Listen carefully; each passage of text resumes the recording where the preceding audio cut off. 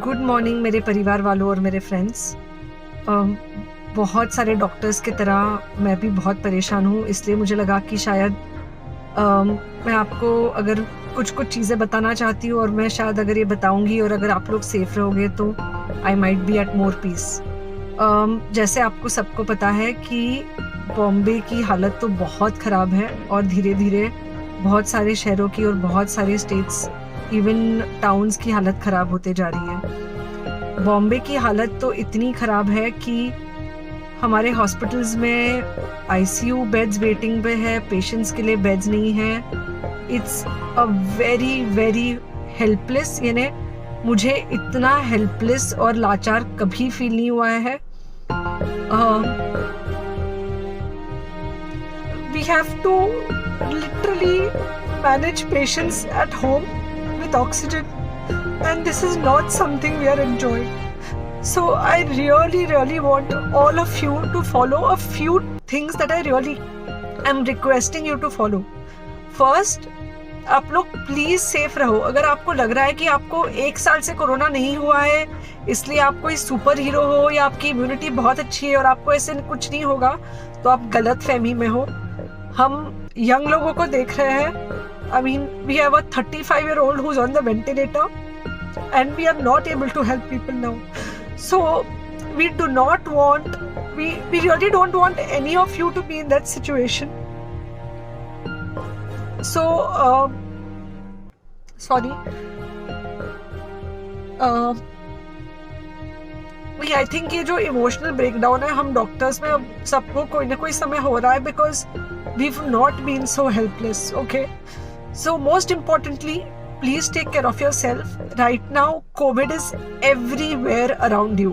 Okay, तो अगर आप घर से बाहर निकलो, maybe you're meeting your friends, maybe you're meeting your family, it does not matter, you have to be masked. Okay, just because आपको अभी 1 साल से कोरोना नहीं हुआ है या आपको पिछले साल कोरोना होकर जा चुका है, इसका मतलब ये नहीं है कि आपको वापस कोरोना नहीं हो सकता। You can still get covid. तो please keep yourself very well masked at all times. अगर आप घर से बाहर निकल रहे हो तो घर के बाहर निकलो, मास्क होना चाहिए। मास्क सिर्फ इधर नहीं, मास्क पूरा नाक से पूरा यहाँ तक होना चाहिए। दूसरी बात, अगर आपको कुछ होता है, अगर आपको बुखार आता है या कुछ होता है, पैनिक मत होइए। Do not get unneeded investigations done. Get in touch with me obviously immediately. And most importantly, आपके जो फ्रेंड्स है या कोई भी है उनको बोलो पैनिक में होकर एडमिट ना हुए हॉस्पिटल में। फिलहाल जो सिचुएशन है वो ऐसी है कि बहुत सारे हॉस्पिटल्स में स्टेबल पेशेंट्स एडमिट हो रहे हैं और बहुत सारे लोग जिनको एक्चुअली ऑक्सीजन की ज़रूरत है उनके लिए हमारे पास बेड नहीं है। इनफैक्ट हम लोग घर में लोगों को ऑक्सीजन देके मैनेज करने की कोशिश कर रहे हैं और ये हमने पहले कभी नहीं किया है कि हम इतने सारे लोगों के लिए बेड्स ढूंढ रहे हैं, इतने सारे लोगों को घर में मैनेज करने की कोशिश कर रहे हैं। So please leave beds for people who actually need it, who have pneumonia, who need oxygen and who will need to be under very close medical care. Third thing, if you have not taken the vaccine, अगर आपने vaccine नहीं ली है किसी भी कारण से, हो सकता है आप ट्रैवल कर रहे हो सकता है आपको वैक्सीन की हिचक हो सकता है आपने कुछ व्हाट्सएप पे फॉरवर्ड पढ़ा हो कि वैक्सीन की वजह से कुछ साइड इफेक्ट्स हो रहे हैं या कुछ हो रहा है। It's untrue. Please take your vaccine. ये हमको डेफिनेट दिख रहा है कि जो लोगों के 2 वैक्सीन के शॉट्स होकर 2 हफ्ते हो चुके हैं उनमें डेफिनेटली हमको इन्फेक्शन, सीरियस इन्फेक्शंस कम दिख रहे हैं और हॉस्पिटलाइजेशन ना के बराबर है। So the vaccine is definitely helping. Okay, so take care of your self. Do not take COVID-19 lightly.